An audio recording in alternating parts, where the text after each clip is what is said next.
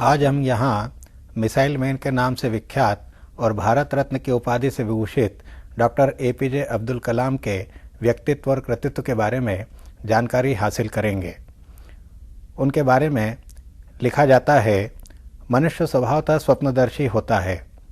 वह कल्पनाशील भी है। कल्पना के रेशमी धागों से मनुष्य अपने भविष्य के सुखमय स्वप्न संजोता है। यह उसकी सहज प्रवृत्ति है। इन्हीं कोमल प्रसूत स्वप्नों से वह अपने कार्य की दिशा निश्चित करता है और तदनुसार व्यवहार करता है। अपने स्वर्णिम स्वप्नों को साकार करने का प्रयत्न करता है। कोमल कल्पनाएं कोई स्वप्न संजो सकती हैं, किंतु साकार वे ही स्वप्न हो पाते हैं जो यथार्थ स्थितियों के निकट होते हैं। प्रख्यात कवि हरिवंश राय बच्चन ने निम्नांकित पंक्तियों में इस तथ्य को इस रूप में प्रस्तुत किया है। कौन कहता है कि स्वप्नों को न आने दे हृदय में, देखते सब हैं इन्हें अपनी उम्र अपने समय में। स्वप्न आता स्वर्ग का द्रग कोरकों में दीप्ति आती, पंख लग जाते पगों को ललकती उन्मुक्त छाती। रास्ते का एक कांटा पाँव का दिल चीर देता, रक्त की दो बूंद गिरती एक दुनिया डूब जाती। आँख में हो स्वर्ग लेकिन पाँव पृथ्वी पर टिके हों, कंटकों की इस अनोखी सीख का सम्मान कर ले। इस कविता का भावार्थ यही है कि जब जब स्वप्न देखे जाते हैं और उन स्वप्नों को पूरा करने के लिए मनुष्य अपने कदम बढ़ाता है, तब तक अनेक बाधाएं उन स्वप्नों की पूर्ति में आकर खड़ी हो जाती हैं। लेकिन मनुष्य जो जीवटता का धनी है, वह इन बाधाओं के सामने न झुकते हुए यदि रक्त की बूंदें भी गिरी हैं तो भी उन कंटकों को, उन बाधाओं को पार करके अपने स्वप्नों को पूरा करने की जी तोड़ कोशिश करता है। हरिवंश राय बच्चन की यह कविता सतरंगिनी से यहाँ पर ली गई है। ऐसे ही कुछ डॉक्टर अब्दुल कलाम का जीवन रहा है। धरती से जुड़कर स्वर्ग का स्वप्न देखने वाले कवि, कलाकार, वैज्ञानिक, विचारक सदा सफल होते रहे हैं। विश्व ने देश, जाति, धर्म आदि की संकीर्ण सीमाओं से ऊपर उठकर उनका स्वागत किया है, उन्हें सराहा है। हमारे देश में भी ऐसी स्वप्नदर्शी विभूतियों की कमी नहीं रही है, जिन्होंने अपने युग स्वप्न साकार कर अखिल विश्व को प्रभावित किया है। भारतवर्ष के पूर्व राष्ट्रपति डॉक्टर APJ अब्दुल कलाम भी आधुनिक भारत की ऐसी ही स्वप्नदर्शी विभूति हैं। उन्होंने अपने सपने को साकार किया है। कहा जाता है कि कार्य की सफलता साधनों से नहीं, शक्ति से होती है। क्रिया सिद्धि ही सत्वे भवति महताम नोपकरणे। बहुत से साधन संपन्न जन जिन कार्यों को नहीं कर पाते, उन्हें सामान्य से लगने वाले लोग अपनी लगन, अध्यवसाय, आत्मविश्वास और सूझबूझ से पूर्ण कर दिखाते हैं। हमारे पूर्व राष्ट्रपति अब्दुल कलाम के संदर्भ में यह तथ्य महत्वपूर्ण सत्य सिद्ध होता है। उनका जन्म 15 अक्टूबर सन 1931 को तमिलनाडु प्रांत के रामेश्वर नामक जगह पर हुआ। उनके पिता श्री जैनुल आबदीन निम्न मध्यम वर्गीय परिवार से संबद्ध थे। भरे पूरे परिवार में कम आमदनी के कारण अर्थाभाव बना रहता था। अतः बालक अब्दुल को अध्ययन आदि की वे सभी सुविधाएं उपलब्ध नहीं हो पाईं जो कि महानतम उपलब्धियों के लिए आवश्यक समझी जाती हैं। फिर भी बालक अब्दुल ने परिश्रम पूर्वक महानतम उपलब्धियां अर्जित की। एक सामान्य परिवार के सदस्य का अपने व्यक्तित्व के बल पर राष्ट्रपति बनना निश्चय ही महत्वपूर्ण घटना है। जो लोग अपनी असफलताओं को ढकने के लिए सुविधाओं का रोना रोते हैं, उन्हें ऐसी अपूर्व सफलताओं से शिक्षा ग्रहण करनी चाहिए।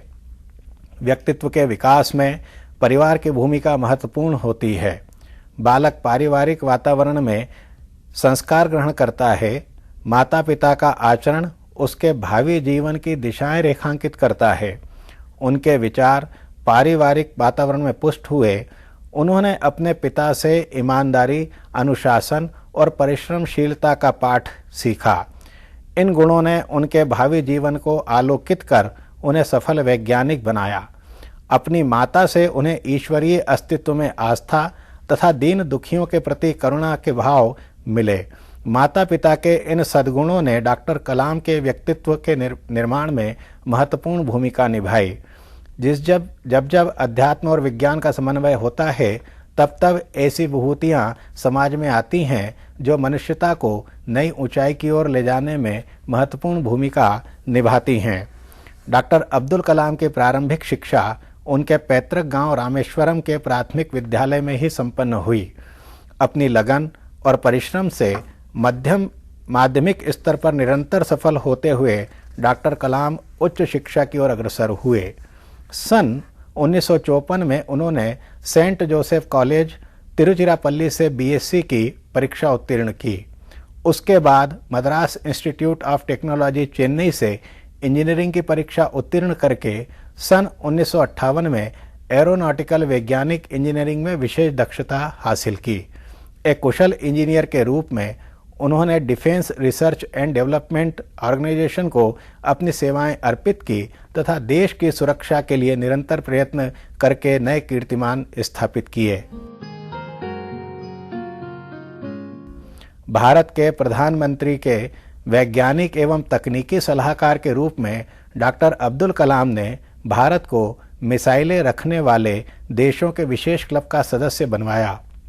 यह उनकी महत्वपूर्ण उपलब्धि थी, किंतु उक्त पद से डॉक्टर कलाम ने शीघ्र ही त्यागपत्र दे दिया, क्योंकि वे अध्ययन और अध्यापन को समर्पित थे।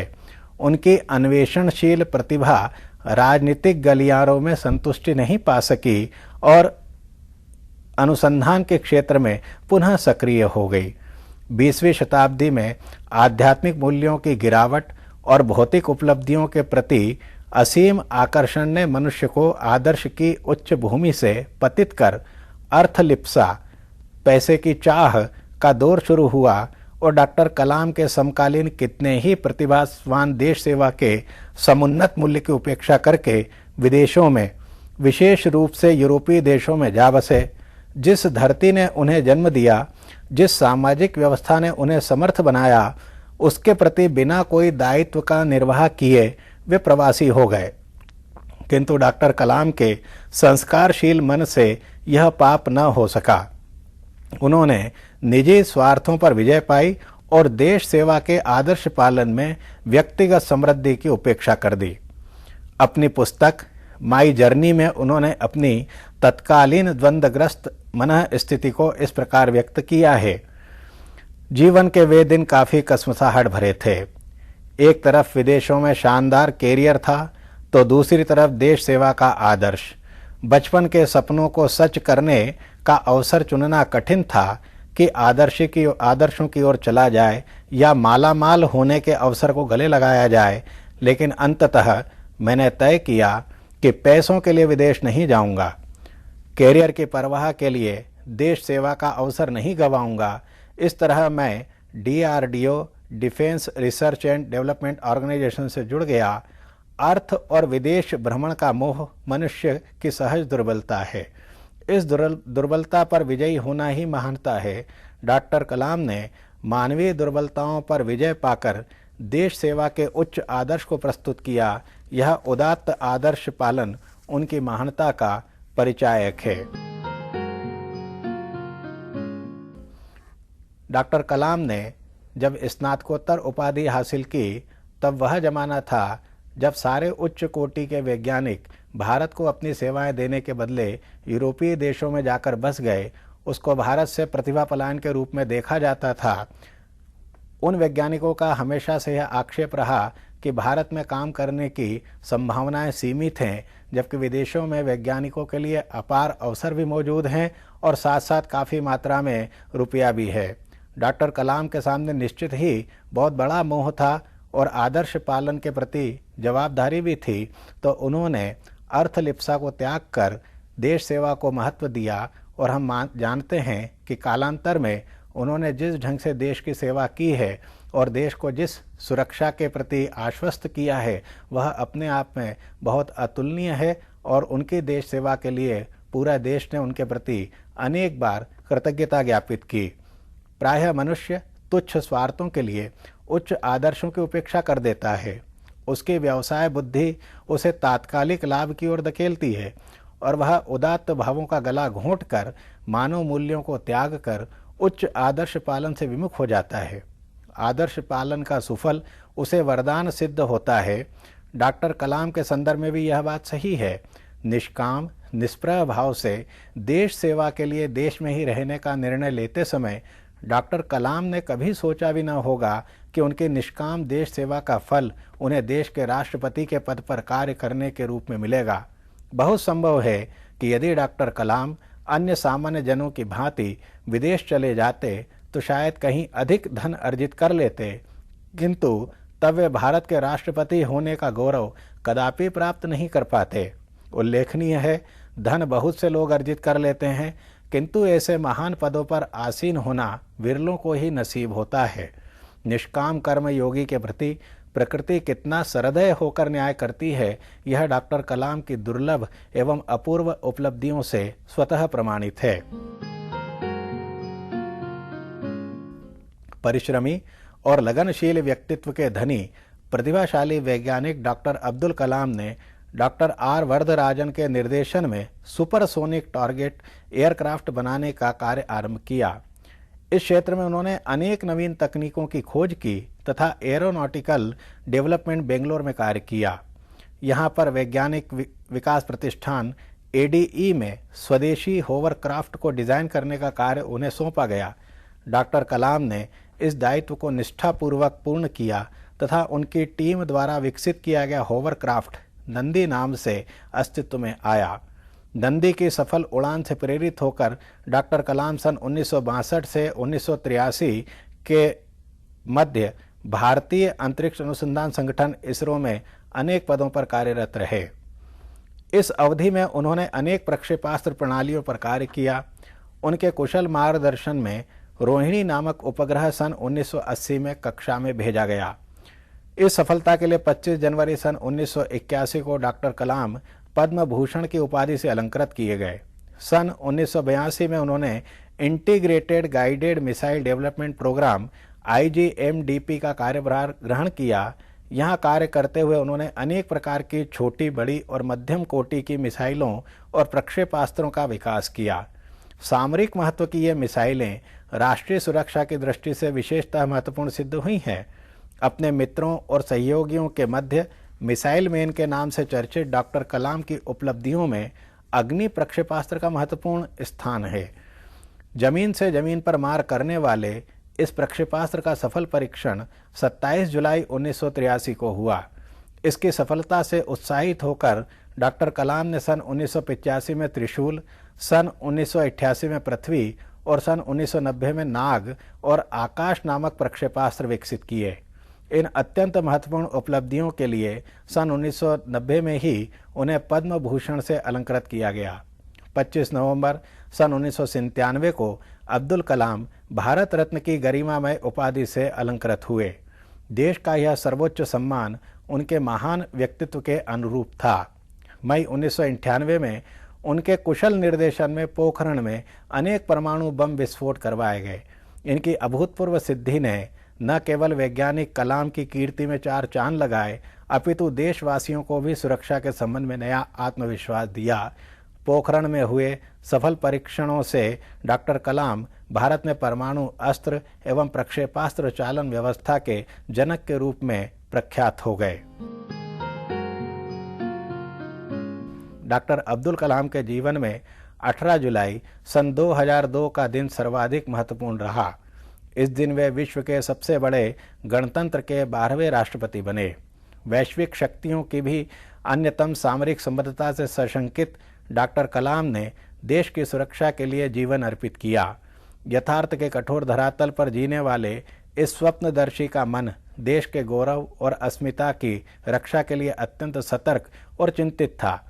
उनकी सतर्कता और चिंता का बोध उनकी निम्नांकित पंक्ति से होता है। हमें ऐसी दूरदर्शिता चाहिए, एक ऐसी दूसरी दृष्टि 2020 जिससे हमारा देश भारत आगामी 20 वर्षों में विकसित वैज्ञानिक देश में परिवर्तित हो जाए। देश के राष्ट्रपति के रूप में उनके संबोधन की ये पंक्तियां केवल उनका शब्द संदेश ही नहीं है, अपितु उनका स्वप्न भी है, जिसे साकार करने के लिए उनकी वैज्ञानिक प्रतिभा और अनुसंधान वृत्ति सतत सक्रिय है। यह अत्यंत आश्चर्यजनक है कि अनेक उच्च पुरस्कारों से अलंकृत भारत के ये पूर्व राष्ट्रपति अत्यंत सहज और सादगीपूर्ण जीवन के विश्वासी हैं। सादा जीवन और उच्च विचार के सिद्धांत में उनकी दृढ़ आस्था है। वे शाकाहारी हैं और किसी भी प्रकार के मादक पदार्थ के प्रयोग से सर्वथा दूर हैं। देश की सुरक्षा के लिए विकट संहारक परमाणु बम बनाने वाले इस वैज्ञानिक का अंतःकरण अत्यंत कोमल है। अपनी मातृभाषा तमिल में कविता करना और अवकाश के क्षणों में रुद्र वीणा बजाना उनके शौक हैं। बालकों से उन्हें विशेष प्रेम है। उनका जन्म सागर तट पर स्थित गांव में हुआ और वही उनकी क्रीड़ा स्थली भी रहा, अतः प्रकृति से उन्हें विशेष मोह रहा। इस प्रकार डॉक्टर कलाम शत्रुओं, मानवता विरोधी युद्ध के उत्सुकों के लिए वज्र से भी कठोर और सज्जनों के लिए फूल से भी कोमल हैं। उनके उदार व्यक्तित्व और निष्काम कृतित्व में सच्चे भारतीय की मूल्य निष्ठा सर्वत्र व्याप्त है, अतः हमें उन पर गर्व है। इस निबंध के माध्यम से हमें यह जानकारी मिलती है कि आखिर डॉक्टर एपीजे अब्दुल कलाम ने इस देश की सेवा किस रूप में की है। बहुत सामान्य से परिवार में जन्मे, अर्थाभाव से जूझते हुए उन्होंने बिल्कुल निम्न मध्यम वर्गीय परिवार से अपने जीवन की शुरुआत कर भारत के सर्वोच्च पद राष्ट्रपति के पद को सुशोभित किया और दुनिया भर में भारत को अग्रिम पंक्ति में ला खड़ा किया। उन्होंने जितने शोध कार्य किए, अग्नि हो, आकाश हो, नाग हो, त्रिशूल हो, इन सभी प्रक्षेपास्त्रों ने भारत को हमेशा यह आश्वासन दिया है कि भारत की ओर कोई भी पड़ोसी देश या दुश्मन देश नज़र उठाकर नहीं देख सकता है। भारत ने अपनी नीति निर्धारित की, उसका विश्व में मान बढ़ाया कि भारत का परमाणु कार्यक्रम सिर्फ शांति के लिए है, न कि वह दूसरे देश को अपने आधिपत्य में करना चाहता है। उन्होंने अनेक बार अनेक बातों में इसको रेखांकित किया कि अगर किसी देश को भ्रष्टाचार मुक्त और सुंदर मन वाले लोगों का देश बनाना है तो उनका दृढ़तापूर्वक मानना है कि समाज के 3 प्रमुख सदस्य ये कर सकते हैं: पिता, माता, गुरु। और भी वे कहते हैं कि यदि हम स्वतंत्र नहीं हैं तो कोई भी हमारा आदर नहीं करेगा। हम अपने आज का बलिदान करें ताकि हमारे बच्चों का कल बेहतर हो सके। और वे कहते हैं कि आकाश की तरफ देखिए, हम अकेले नहीं हैं, सारा ब्रह्मांड हमारे लिए अनुकूल है और जो सपने देखते हैं और मेहनत करते हैं उन्हें प्रतिफल मिलता है। डॉक्टर एपीजे अब्दुल कलाम ने अपने समय में अनेक वैज्ञानिकों को साथ में लेकर के भारत के लिए एक योजना प्रस्तुत की जिसे विजन 2020 के नाम से जाना जाता है। उन्होंने इसको लेकर के एक पुस्तक भी लिखी है।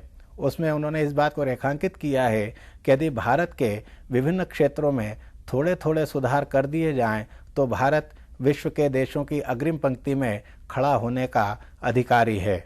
इसके लिए वे प्राणपण से समर्पित हैं। जहाँ कहीं भी बच्चों के द्वारा वैज्ञानिक प्रयोग किए जाते हैं या सूचना मिलती है तो वे उसका तहे दिल से स्वागत करते हैं और जहाँ तक संभव होता है वे उन सारे पत्रों का जवाब देने का प्रयास करते हैं जो विज्ञान विषयों से जुड़े हुए हैं। आगे वे जीवन में बढ़ने के लिए युवाओं का आह्वान करते हैं कि इंसान को कठिनाइयों की आवश्यकता होती है क्योंकि सफलता का आनंद उठाने के लिए ज़रूरी है। अग्नि मिसाइल बनाने के दौरान उन्हें अनेक प्रकार की कठिनाइयों का सामना करना पड़ा, यहाँ तक कि जब अग्नि मिसाइल का प्रक्षेपण होना ही था कि अचानक अग्नि मिसाइल में कुछ खराबी आई, कुछ गड़बड़ी आई और उस प्रक्षेपण को कुछ दिनों के लिए टाल देना पड़ा। इस दौरान उनकी टीम के एक सदस्य की माताजी की बीमारी की सूचना मिली, लेकिन उस सदस्य ने घर जाने से इनकार कर दिया जब तक हम मिसाइल बनाने में या मिसाइल प्रक्षेपण में सफल नहीं होते तब तक घर कैसा द्वार कैसा। आखिर में उन्होंने प्राणपण से जुट करके उस अग्नि मिसाइल का प्रक्षेपण किया और हम यह जानते हैं कि उसको देख करके सारी दुनिया ने दांतों तले उंगली दबा ली थी कि भारत के वैज्ञानिक बिना दुनिया की सहायता के भी अपने आप किसी प्रकार का प्रक्षेपास्त्र बनाने में सफल हैं, समर्थ हैं। और आगे वे कहते हैं धर्म की बात को लेकर के कि किसी भी धर्म में किसी धर्म को बनाए रखने और बढ़ाने के लिए दूसरों को मारना नहीं बताया गया है। इसका मतलब ही यह है कि वे सारे धर्मों की एकता को मानते भी हैं, जानते भी हैं, और यदि देश दुनिया में हिंसा फैली है तो उसका आधार धर्म कदापि नहीं हो सकता है। वे लिखते हैं कि अपने मिशन में कामयाब होने के लिए आपको अपने लक्ष्य के प्रति एक चित्त निष्ठावान होना पड़ेगा। बिना लक्ष्य के प्रति एक चित्त हुए हम यदि कहीं मंजिल पर पहुंचने की आशा करते हैं तो वह दिवा स्वप्न होगा। हमने पूर्व में यह जानकारी ली, जो कवि हैं, जो लेखक हैं, जो वैज्ञानिक हैं, वो कल्पना की उड़ान तो भरते हैं लेकिन उनके पैर जमीन पर टिके रहते हैं।